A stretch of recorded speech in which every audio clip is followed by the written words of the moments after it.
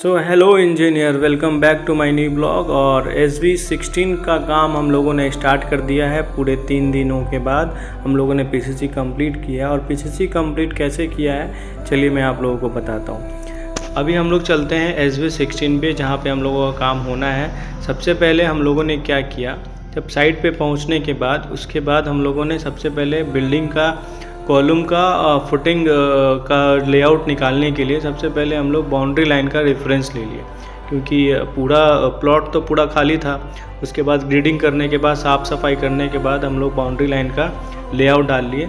उसके बाद साइट का पूजा हुआ, जिसको भूमि पूजन कहते हैं, क्योंकि कोई भी काम करने के पहले पूजा बहुत ज़रूरी होता है काम को सफलतापूर्वक को कंप्लीट कराने के लिए।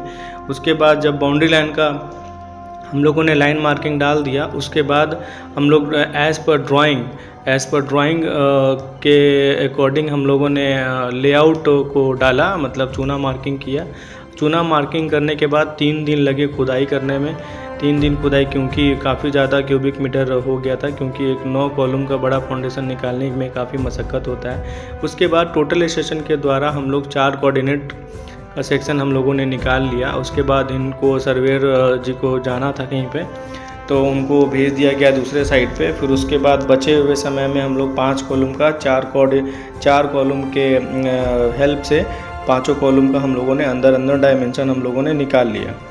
5 कॉलम और 4 कॉलम 9 कॉलम हम लोगों को टोटल का यहाँ पे लेआउट और सब कुछ करने के बाद जब कुछ मिला है, तो लेआउट करीब शाम हो गए थे, क्योंकि ड्रेसिंग वगैरह भी करना था। ड्रेसिंग वगैरह करते थोड़ा बहुत मिट्टी ऊपर नीचे करना था। तो ड्रेसिंग करने के बाद हम लोगों ने लेआउट को कंप्लीट किया। और लेआउट कंप्लीट करने के बाद, क्योंकि क्या है कि ये पूरा रॉक एरिया था और ज़्यादा मतलब FFL से फाइनल FGL से हम लोग 1600 नीचे जाना था। उसके बाद जब लेआउट कंप्लीट हुआ, तो उसके बाद ये देखिए 9 कॉलम का जो है हम लोग डायमेंशन निकाले। उसके बाद ठीक तीसरे दिन हम लोगों ने कॉम्पैक्शन स्टार्ट किया, क्यों कॉम्पैक्शन पहले से भी हुआ था, लेकिन फिर से मैंने क्या किया कि जो जहाँ पे PCC होना था उसको कॉम्पैक्शन मैंने फिर से करवाया, क्योंकि वो भी बहुत ज़रूरी था, क्योंकि मिट्टी तो दब नहीं रहा था, क्योंकि पूरा ये रॉक एरिया है। फिर भी हम लोगों ने सभी इंडिविजुअली 1 बाई 1 को सबको कॉम्पैक्शन किया मशीन के द्वारा। उसके बाद PCC का जो है हम लोगों ने काम स्टार्ट किया। और साइड कटिंग जो 100 mm का PCC होना था, उसके बाद लेवल ऊपर नीचे हुआ, तो ऑटो लेवल के द्वारा जो है हम लोगों ने वो किया। फिर उसके बाद हम लोग निकल जाते हैं RMC मशीन के पास, क्योंकि RMC के द्वारा ही होना है।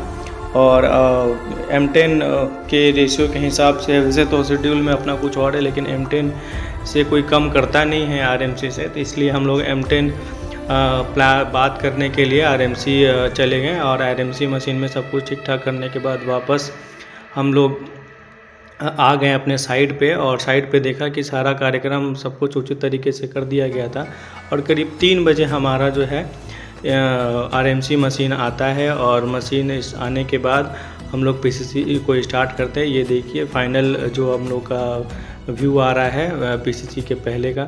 और कंपनी के द्वारा जो काम होता है ना बॉस, देखिए इसी तरह से होता है। सबको PPE किट में लेबर लोग को पहना के काम कराया जाता है, ताकि वो सुरक्षित रहें। वो लोग सुरक्षित रहेंगे तो घर परिवार भी सुरक्षित रहेगा, क्योंकि सब कुछ इन्हीं के ऊपर है। सब कुछ फिट फाट करने के बाद जो है अपना एक बड़ा सा 6 फीट का जो है हम लोगों ने एक पाइप को आगे किया। और PCC को 3-4 सीट रख के बीच में डायरेक्ट हम लोग मसाला को नीचे उतारे। और नीचे उतारने के बाद हम लोगों ने PCC को स्टार्ट किया। PCC करीब 2.5 से 3 घंटे PCC चला, क्योंकि बहुत बारीकियाँ देखना पड़ता है इसमें।